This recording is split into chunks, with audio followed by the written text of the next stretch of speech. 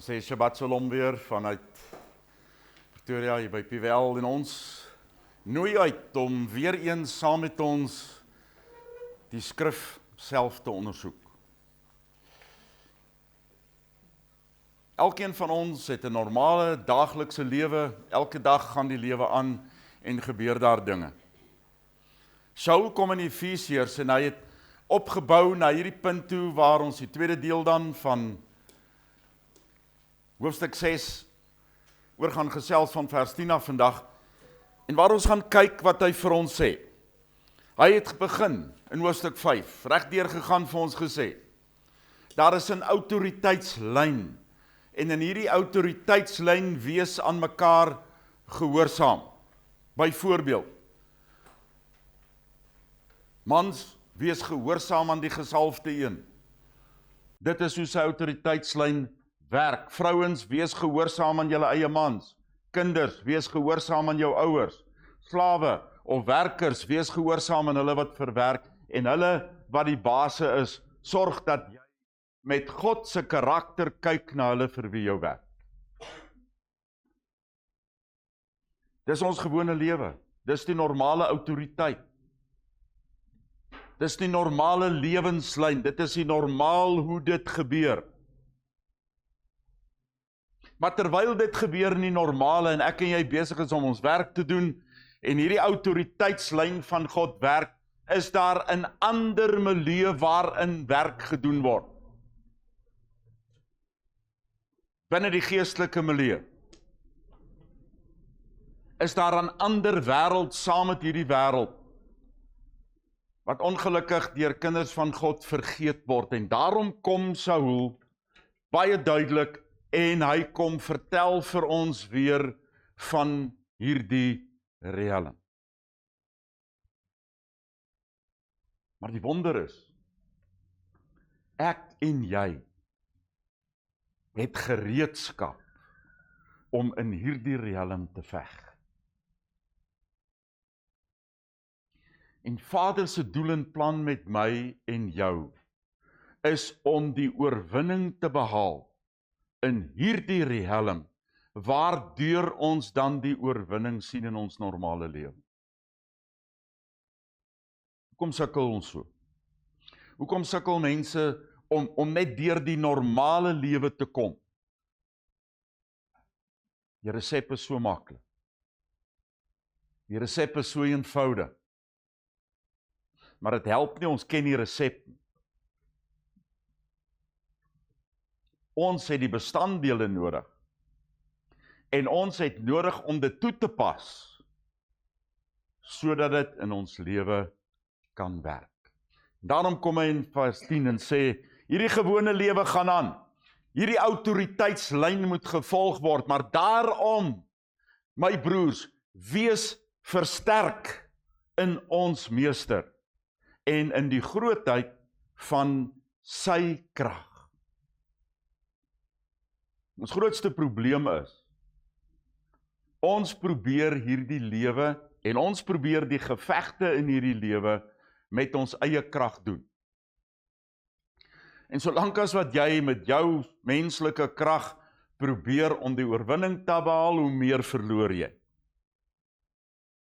En hoe meer jy verloor, hoe meer moedeloos word jy en hoe meer begin jy later sê, maar dit help nie en nee wat ek weet later nie eers meer of God regtig bestaan nie, want ek is 'n gelowige, maar hoekom behaal ek nie die oorwinning nie? Eenvoudig, want jy staan in die pad van die een wat die oorwinning wil behaal. Laat hom toe.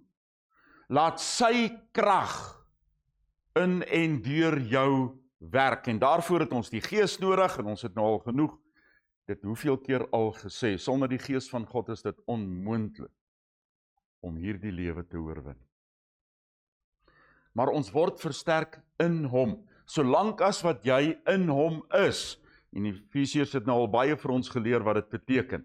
Solank ek in hom is, kan ek oorwinning behaal oor elke deel van my lewe, want ek staan in die grootheid, in die mag, in dit wat dit regtig beteken van sy krag, nie my eie.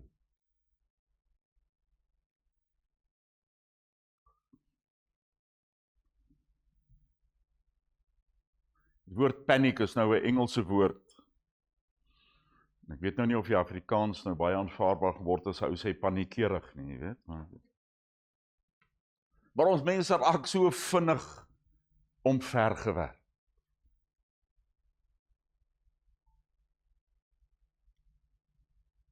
Psalm 66 vers 3 sê vir ons, jy moet 'n slag weer met Vader praat en sê vir God, hoe wonderlik is u werk.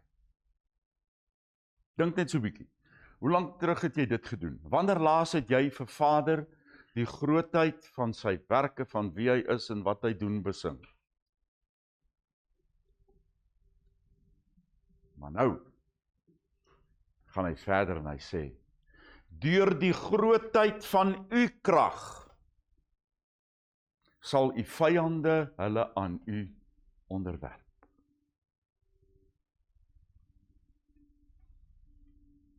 Sê vir my, watter vyand is uitgesluit? Nie die duiwel homself nie. Elke een wat vyand is van die koninkryk van God, sal onderwerp word aan die skepper lewende God. Deur die grootheid van sy krag, al wat ek en jy moet doen is, ons moet vertrou en ons moet gebruik sy krag wat hy vir ons gegee het deur sy gees. En ons kan die daaglikse normale lewe en aanvalle oorwin. En dan lees ons gereeld en ons hoor gereeld deur die week en ons het so baie mensies wat vasgevang is in onsekerheid en nie weet wat Vader op die oomblik besig is om te doen nie. Efesiërs 6 gaan aan vers 11. Trek daarom, omdat hierdie dinge, omdat dit is wat die stryd waarteen ons veg, trek al die wapenrusting van God aan. Dit help nie om die helfte aan te hê nie, want dan is jy 'n teiken. Trek al die wapenrusting van God aan. En almal van ons ken die wapenrusting en ons het die geestelike oorlog seminar al 'n paar keer gedoen en ons het seker al hoeveel keer in jou lewe geluister na hierdie teks in Efesiërs 6. Trek die wapenrusting aan en almal konsentreer dan op die leer van die wapenrusting. Maar ons vergeet, dis God se wapenrusting. Waar kry jy hierdie wapenrusting? En hierdie wapenrusting kom vanuit my verhouding met hom. Hierdie wapenrusting kom van hom af. Dis nie myne nie. En ons gaan nou stap vir stap, soos wat ons deur hierdie wapenrusting gaan kyk, gaan ons bietjie anders daar kyk. Dis nie my vertroue nie. Dis God se wapenrusting.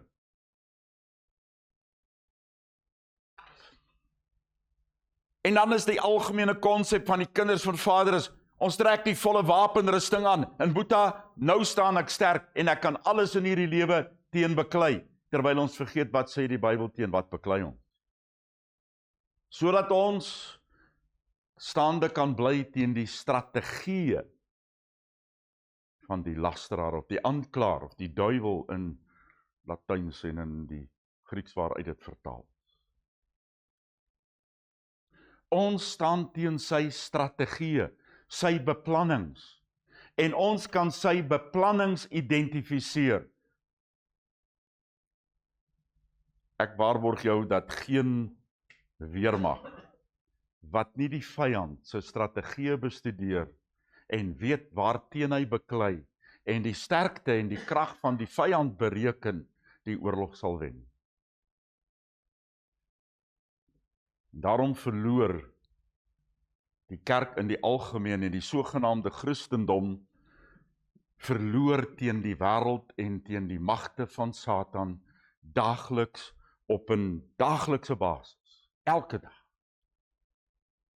Ons mense raak moedeloos, ons mense verstaan nie, ons mense se gees word so onderdruk, die vreugde, die blydskap, die vrede van Vader, sy shalom wat hy vir ons beloof, verdwyn net eenvoudig uit kinders van God se lewe. Hoe is dit moontlik? Hoe is dit moontlik wanneer jy al die wapenrusting, al die vermoëns van die skepper lewende God het? Ek kan dit nie verstaan nie. Maar dan moet ons kyk na die strategieë. Wat is die planne? Wat is die beplanninge wat Satan gebruik? En ons gaan nie nou die geestelike oorlogvoering deel doen nie, maar grootste deel van sy beplanning is om verdeeldheid te bring, spanning te bring, twyfel te bring. Want daardeur neem hy vertroue weg. Daardeur neem hy Vader se shalom weg. Weet jy wat? As enige verhouding rustig is en 'n verhouding in 'n huwelik, kinders en met Vader, 'n rustige verhouding is waarin ek alles vertrou en rustig is.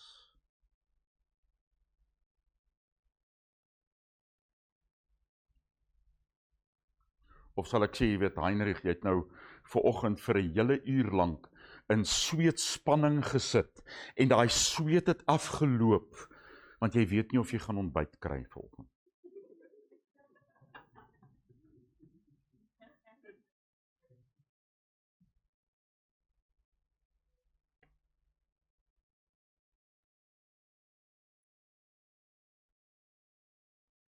Ons vertrou ons ouers. Ons vertrou nie vir God nie.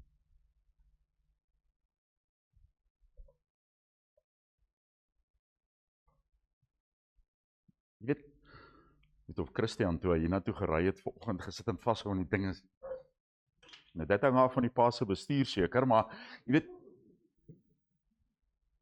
hoekom nie?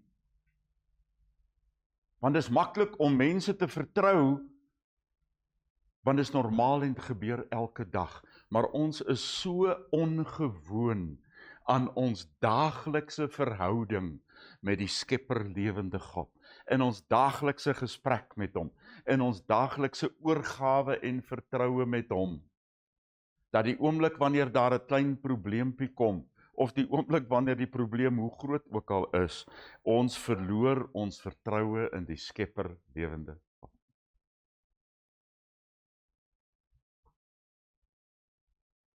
Wees eerlik, dink bietjie aan dit wat ek sê.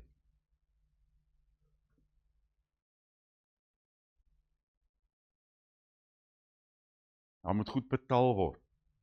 Weet jy, op een of ander manier word dit elke maand betaal, maar volgende maand worry ek weer.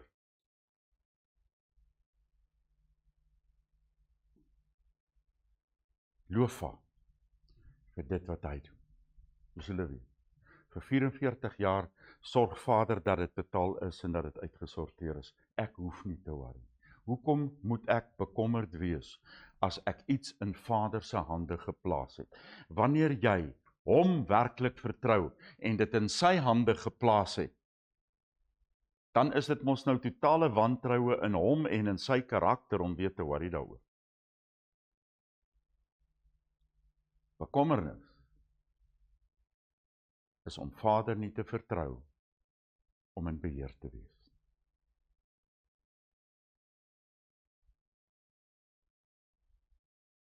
Want ons kyk nie na die strategieë nie.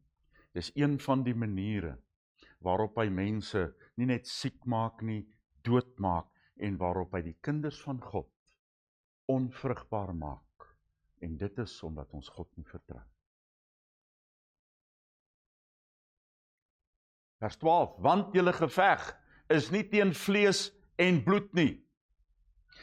Dis wat mense nie verstaan nie. Ons beklei nie teen mense nie. Ons is nie vir mense kwaad nie. Ons beklei teen die gees wat mense toelaat in hulle lewens. En solank as wat die persoon nie wil luister om van daardie gees ontslae te raak nie, is die persoon 'n draer van die gees en is dit waarteen ons geveg is. Maar teen die heersers, hiërargie van die geestelike riem en dit waaroor hulle heers, teen die autoriteite, Die Engelse gebruik hier 'n woord vir die eerste deel, principalities, wat baie interessant is, omdat dit ook gebiede verteenwoordig. Dit is daardie geestelike magte wat staan oor gebiede. Die autoriteit wat in die geestelike realm aangestel is, wat ook die beskermers is vir die kinders van Vader, maar ook die negatiewe, die aanvallers is, en wat elke aspek van hierdie lewe probeer beheer. Die beheerders van hierdie wêreld, hulle wat in beheer is van die wêreld en die wêreldstrategieë, nie van God se kinders nie. So hoekom is ons bekommerd oor hulle wat beheer oor die wêreld? Toets jouself. Die rand-dollar koers, die finansies van die wêreld, die petrolprys. Ons gebruik dit altyd as 'n voorbeeld, want vir my is dit deel in ons seminar oor finansies. Jy weet, praat ons 90% net oor gesindheid, want dit gaan oor jou gesindheid. Sê vir my, as diesel R22 'n liter kos, en jy het genoeg om dit te doen, en jou vertroue is in Vader, om watter rede onder die son, sal hy nie genoeg hê, as dit R100 'n liter kos.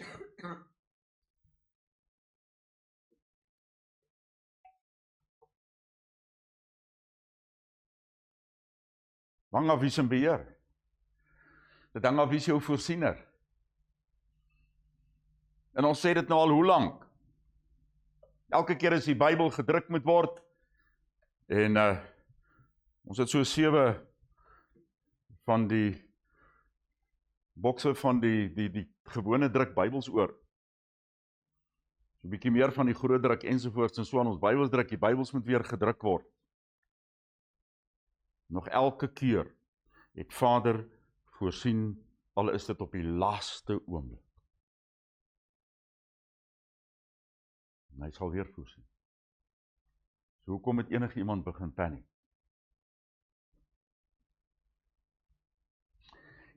Ons is so ingestel op die normale dinge wat gebeur, wat ons sien. Gerrie, maar die petrolprys gaan weer, inflasie gaan op. Man, die petrolprys kom met 'n paar rand af volgende maand, en die inflasie is besig om af te kom, hy val met 0,25. Alles is besig om nou af te kom. Wat gaan jy nou doen? Minder worry.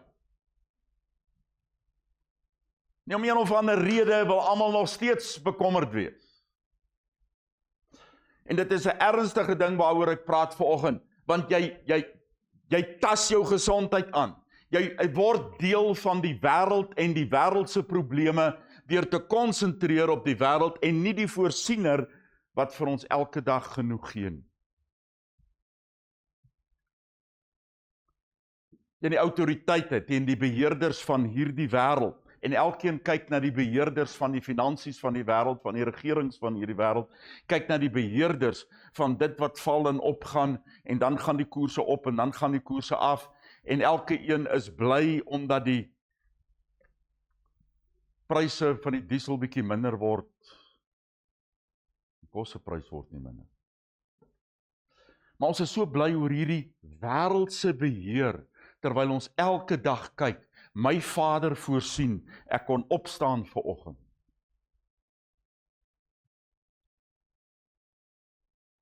En teen die bose geeste onder die hemel. Onthou net, kyk wat sê hy, die beheerders van die wêreld van duisternis.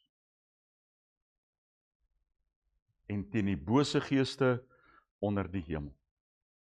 Hulle is baie. Miljoene sê die Bybel vir ons het geval saam met Satan. Party daarvan is in die put toegemaak, en die res is sy trawante wat hy stuur om die kinders van God se eenheid, om die kinders van God se vertroue en om die kinders van God se liefde af te breek. En om hulle so bekommerd te maak oor die wêreld en die wêreldse dinge, dat hulle vergeet om te konsentreer oor die een wat alles in sy hand het. Kyk weer na die liedjies wat ons gesing het vanoggend. 2 Korintiërs 10 vers 3 sê, want hoewel ons in die uiterlike liggaam lewe, maak ons nie oorlog volgens die vleeslike nie. Ons beklei nie in 'n vleeslike manier nie, ook nie op 'n wêreldse manier nie. Ons geveg is op heeltemal 'n ander manier, want ons wapens van ons oorlog is nie van die vlees nie, maar vanuit die krag van God. So sê vir my, die wapens waarmee jy beklei, is dit goed genoeg om te oorwin?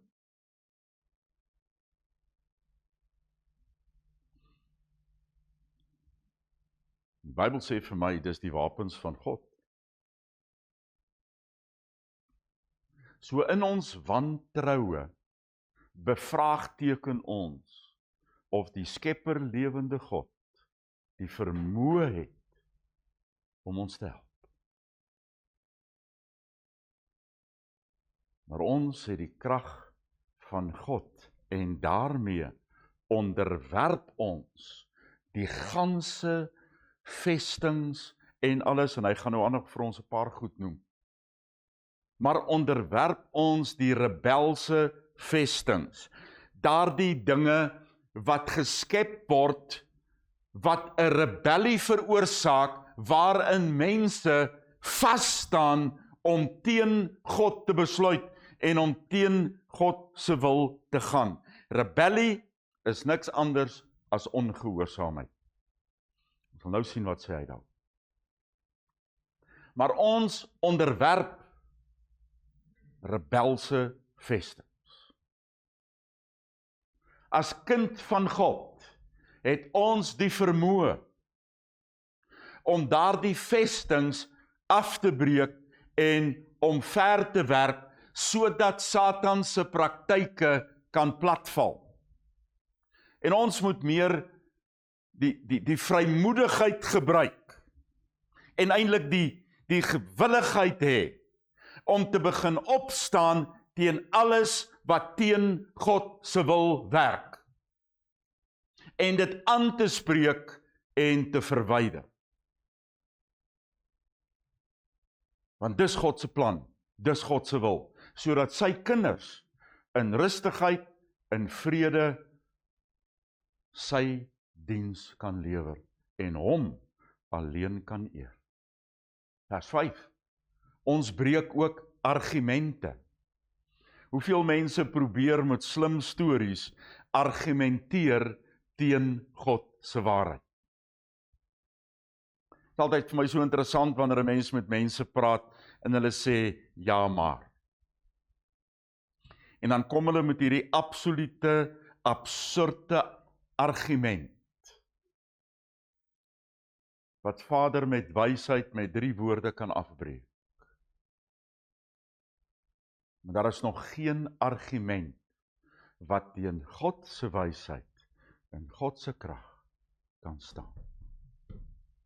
Want daar is niks wat teen die kennis van God opgerig kan word nie. En solank as wat ons die kennis van God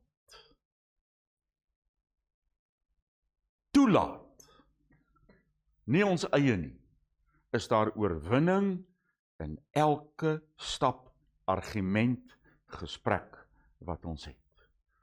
Nie ek het die gesprek gewen nie, die koninkryk van God het die boses oorwin. Kennis van God opgerig en neem elke gedagte gevange tot gehoorsaamheid aan die gesalfde een. Ek wil hê jy moet mooi luister vandag. Dit begin by jou. Dit begin by jou, waar jy elke gedagte wat jy het, elke beplanning, elke doel, maar elke gedagte oor enigiets wat jy het, gevange neem binne God se wil om gehoorsaam te wees aan hom. Ons gaan net nou in die bespreking gaan ons oor die feeste praat. So 'n bietjie die skrif verander en ons gaan so 'n bietjie oor die feeste gesels. Want mense het so baie idees en gedagtes van hulle eie en dit wat weggeval het, wat nooit weggeval het nie. En die rede hoekom ek nie hoef nie terwyl God sê jy moet. Dat ons elke gedagte van alles wat ons doen, gevange kan neem in gehoorsaamheid. Dis die enigste standaard. Wat het God gesê? Wat is sy doel? Wat is sy wil? Wat is sy plan? Al my gedagtes oor enige iets in my lewe moet vasgevang wees in gehoorsaamheid aan dit wat hy vir my sê. Niks van myself. Nie my eie planne nie en nie my verskonings. Wat sê Vader? Efesiërs gaan aan. Hy het vir ons gesê waarteen ons veg. Hy het vir ons die agtergrond gegee, hy het vir ons die rede en doel gegee. En nou herhaal hy dit. Trek daarom al die wapenrusting van God aan, sodat julle in staat is om staande te kan bly. En dit begin by om die bose een te konfronteer. Nee, wat as die duiwel in sy werk begin, dan kruip ek liewers weg, ek hardloop liewers weg. Nee, as die duiwel in sy magte begin om die eenheid te versteur in 'n gemeente of op enige plek tussen die kinders van God, dan hardloop almal weg nie. Ek wil nie deel hê van hierdie geveg nie. Jy is nie 'n soldaat in die koninkryk van God as jy nie die wapenrusting aangetrek het en beskikbaar is om te veg in die koninkryk. Dis wat die Bybel vir ons sê. Ons sal nou sien. Dit werk as liggaam saam. Trek die volle wapenrusting aan, sodat jy in staat sal wees om die bose een te konfronteer. Jy hardloop nie weg nie. Jy konfronteer die leuen, jy konfronteer die valsheid, jy konfronteer elke aanval wat die Satan probeer bring op sy kinders.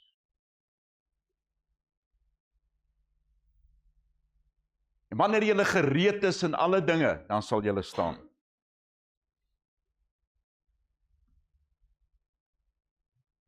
Maar as ek nie bereid is om te staan teen die magte van die duisternis, as ek nie bereid is om te staan teen dit wat Satan probeer doen nie,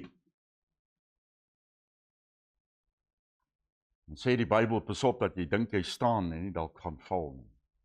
As jy nie bereid is om staande te bly teen die magte van die duisternis, jy gaan probeer, en hy probeer. En soms kry jy dit reg, en baie mense hardloop dan agter die leuns aan, omdat hulle nie bereid is om te staan nie, en baie mense hardloop weg. Baie mense is nie bereid om hierdie geveg te veg nie. Jy is opgeroep as 'n soldaat. Jy is opgeroep met die wapenrusting, met die middele om deel te neem aan die geveg. En jy word opgeroep deur die Skepper lewende God om deel te hê aan hierdie geveg. Jeremia 1 vers 17 is vir my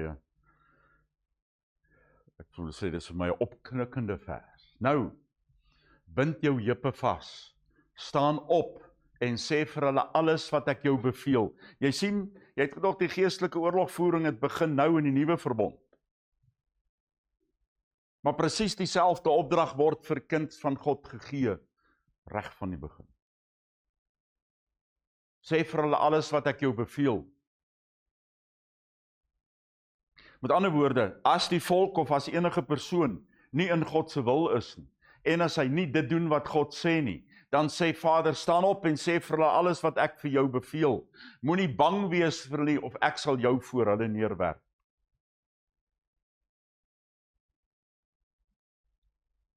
Ons kan nie, ons rug draai, ons kan nie net wegkyk nie, ons moet die bose konfronteer en Saul sê, openbaar die valsheid, openbaar dit wat nie van God is nie, openbaar rebellie, openbaar vals motiewe, openbaar skyn.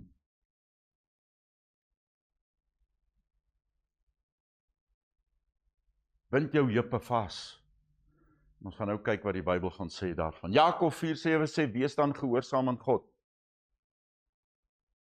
Maar dis die kriteria. En staan op teen die teestander en hy sal van julle af wegvlug. Nie jy moet wegvlug nie. Staan op, maar jy doen dit deur gehoorsaamheid. Wees gehoorsaam aan die Skepper lewende God. Staan op teen die teestander en hy sal van julle af wegvlug. 1 Kefa 5:8 sê, wees waaksaam en wakker.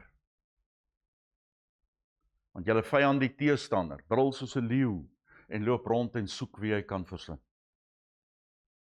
Bekende vers. Besop om Satan te onderskat.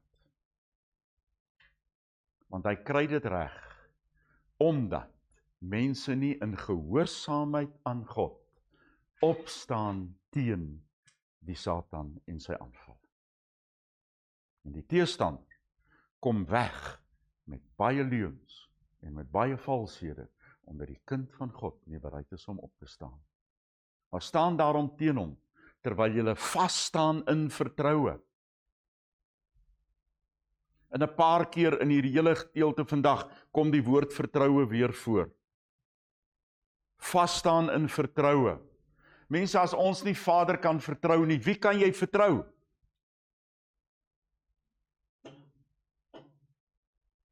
Want die Bybel sê, hy is vertrouenswaardig.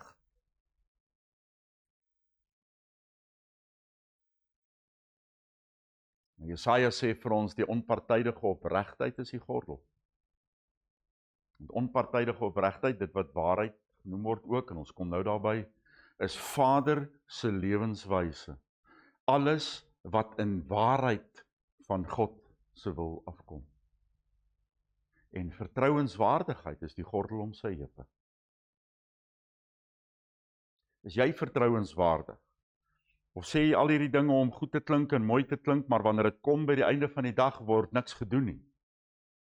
Is dit nie prakties nie? Word dit nie uitgevoer nie? Dit is maar net vir my deel.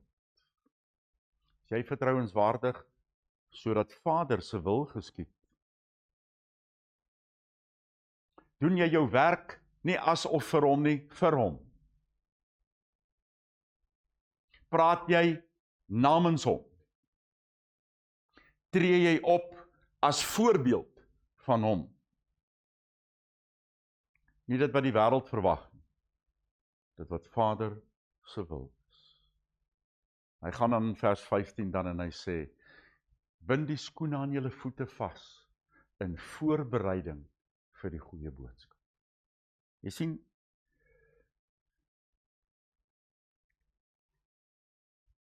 vers 14 het gesê, staan daarom en maak die gordel van waarheid. Sê vir my, het ons net nou gesien, dit is die wapenrusting van God? So van wie se waarheid praat hy? Jy sien, dis nie net, trek die gordel en maak die gordel van waarheid vas nie. Ons het gesien, dis God se waarheid. Dis dit wat hy sê, nie die afleidings van mense nie, nie dit wat mense dink dit moet wees nie. God se waarheid soos wat hy dit vir ons gesê het in sy boek. Julle heupe vas en trek die borsplaat van onpartydige opregtheid. Jy kan nie hierdie geveg wen sonder om jouself te beskerm in God se plan, in God se wil, soos hy wil. Sy lewenswyse. En jy weet, as elke kind en as elke jong mens hierdie pad begin stap van jongs af, is die helfte van jou lewe gewen. Jou beplanning, alles oorgee aan Vader. Dit wat hy doen, dit wat hy wil. Dan is dit onpartydige opregtheid en vertrouenswaardigheid. En bind die skoene aan julle voete as voorbereiding vir die goeie boodskap. Is jy voorberei? Van julle ken daai 10 stappe uit julle kop uit. Wie kan met iemand in gesprek tree om die volheid van die boodskap, van die blye boodskap van God tot redding vir iemand te bring? Jy is veronderstel om dit daagliks te doen. Jy is veronderstel om besig te wees, elke plek waar jy kom, oral waar jy is. Ons mense is so skaam met hierdie leuen van Satan, wat oor die eeue deur die kerk vir jou geleer is en gesê het, dis nie nou tyd nie. Tydig en ontydig, sê Saul, sal ek die woord van God verkondig. En of dit nou jy dink is tydig, en of jy dink is ontydig, ek gee nie om nie, jy gaan die waarheid hoor. En dit is wat Vader van ons verwag. 'n boldness, 'n absolute vrymoedigheid om besig te wees met God se standaard, God se lewe en Vader se keuses wat ek maak in my lewe. Dit kan net gebeur deur vertroue. By dit alles trek die skuld van vertroue aan, waardeur ek die vurige pyle, al hierdie aanvalle wat Satan bring, al hierdie aanvalle wat hy die heeltyd bring, die tyd wat hy laat gaan, dit lyk asof God nie in beheer is nie, dit lyk asof die wêreld besig is om te oorwin. Maar ek kan in vertroue staan, want ek weet wie is in beheer. Ek ken die God van die skepping. Ek weet wie is in beheer. En ek weet, deur dit wat hy vir ons wys, hy is vertrouenswaardig. Daarom vra hy vir my om vertrouenswaardig te wees. Ek moet hom kan vertrou. En ek moet kan staan op die plek waar sy vertroue gesien kan word. In jou optrede en in jou lewe.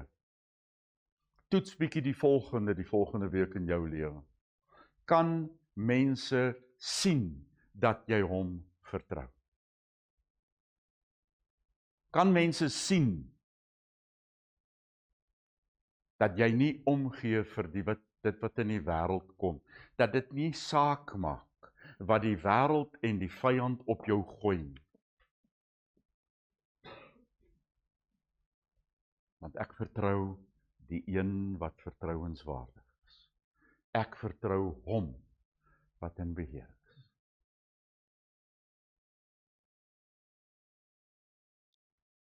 Beskerm jou gedagtes,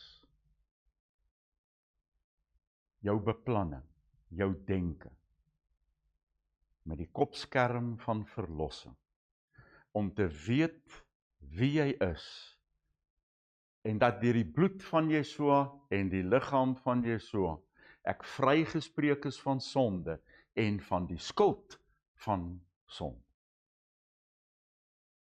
En omdat ek vrygespreek is van die skuld van sonde,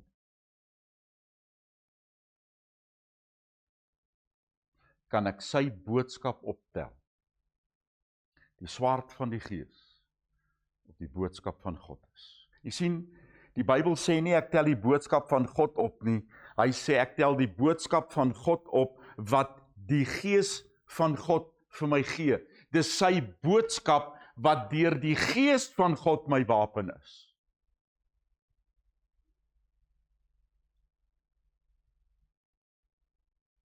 Die Bybel se woorde soos wat dit daar staan, is woorde. Dis mooi woorde en dis al wat dit is. Die Here is my herder, ek kan niks kort kom. Dis mooi, klink mooi, né? Maar dit beteken absoluut niks nie, want jy worry nog steeds elke dag. Maar jy lieg vir jouself. Jy weet jy ken die vers, behalwe as daar die woord deur die Gees deel word van jou lewe. Die Skepper, lewende God Jehovah, is my herder.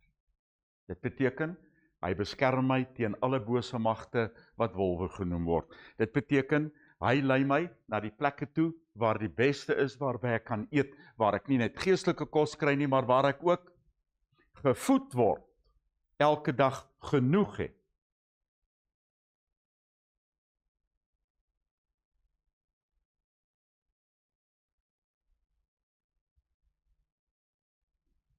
Maar ek sal nog worry oor môre. God het voorsien vir vandag, loof die Vader, wat van môre? My vraag is vandag in sy hand? Is jou môre ook in sy hand? Is jou môre in dieselfde hand as hom wat vandag voorsien?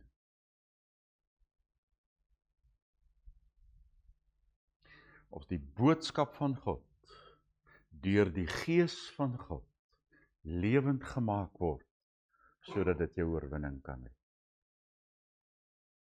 Wanneer jy met mense praat, of in 'n gesprek wat jy met mense gehad, hoeveel keer het die boodskap van God deur jou gepraat?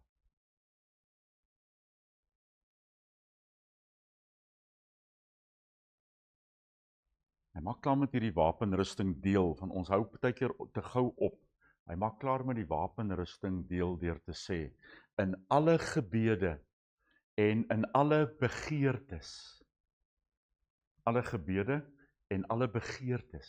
bid by elke geleentheid in die Gees. Luister mooi, in alle gebede, sorg dat jy in die Gees van God is. Moenie jou eie woordjies en goeters net kom sê vir hom nie. Kom sê sy wil. En in alle begeertes, laat jou begeertes in sy Gees wees. Wat is jou begeertes? Is dit sy Gees se begeertes? Of jou eie? En ons besef dit nie altyd nie, maar hoeveel van ons gebede is basies net op jouself gerig. Wees elke oomblik in hom waaksaam in gebed. Elke oomblik. Want hy loop rond soos 'n leeu wat brul. En hy gaan probeer om jou af te trek. Om jou vertroue te steel. Dis weer die einde van die maand. Gerrie moet nie nog praat.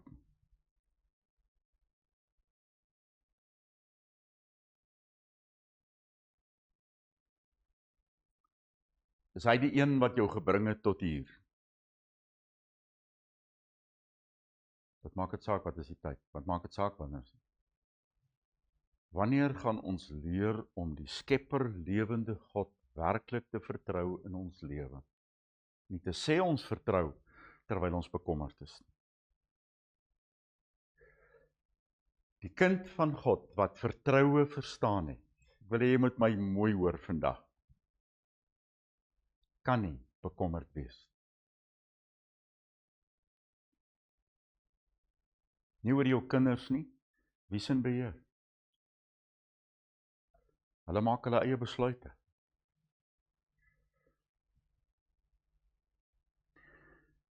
Nie oor jou toekoms nie. Jy kan nie bekommerd wees as die skepper lewende God gister vir jou gesorg het. Dieselfde God van gister is die God van vandag. En as God gister gesorg het, dat jy vandag hier kan wees, waaroor is jy dan bekommerd? Hy is die God van vandag. En weet jy wat? Hy is die God van môre. Wees waaksaam in gebed, terwyl jy voortdurend bid en intree vir die afgesonderdes. Jy het gedog jy is in die geveg alleen. Nee. Ons staan saam, terwyl jy daagliks bid vir die afgesonderdes. Jy is veronderstel om 'n gemeentelys op jou gebedslys te hê. Praat ek nou Grieks? En vir my, sodat 'n boodskap van my gegee mag word, as ek my mond oopmaak, om openlik die geheim van die goeie boodskap te verkondig. Dankie vir die wat wel vir ons bid. God se waarheid moet verkondig word, en al ons enigste in God se waarheid sal verkondig word. Want dit is net sy waarheid wat mense se lewens kan verander. Maar dit is net sy waarheid wat vir jou kan leer om hom te vertrou. Waarvoor ek 'n ambassadeur in ketting is, sê Shaul, sodat ek met vrymoedigheid mag sê, so dit vir my nodig is om te praat. Luister wat sê Shaul. Ek praat met vrymoedigheid, soos wat dit vir my nodig is om te sê. In die koninkryk van God, nie in die koninkryk van die wêreld nie, maar in die koninkryk van God, is daar net waarheid vir die kind van God. En maak nie saak wat se gevolge dit is nie, dis waarin jy moet staan, dis wat jy moet verkondig. Dan praat hy van Tychicus, sy vrouenswaardige dienaar en die meester en 'n broer, maar ek stuur hom na julle toe, sodat hy vir julle alles kan vertel, waarmee ek stry en sukkel op die oomblik, sodat julle vir ons kan intree, want dis hoekom ek hom stuur, sodat julle kan weet waarvoor om te stry. Sommer net 'n interessante gedagte, hoeveel van julle weet waarmee ons besig is elke week? Vra maar net.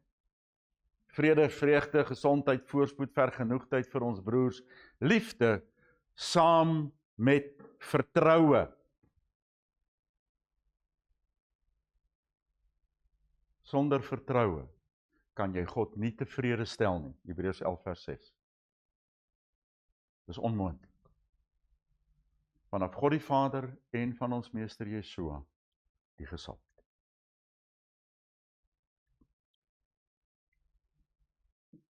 Die tyd laat elke een van ons, veral nou hierdie voor die feeste van die lente in die suidelike halfrond, voor die feeste wat Vader vir ons gegee het, sodat ons af kan sonder vir hom, dat elkeen van ons weer gaan bepaal, waar is my vertroue? In wat plaas ek my vertroue? Kom ons bid saam.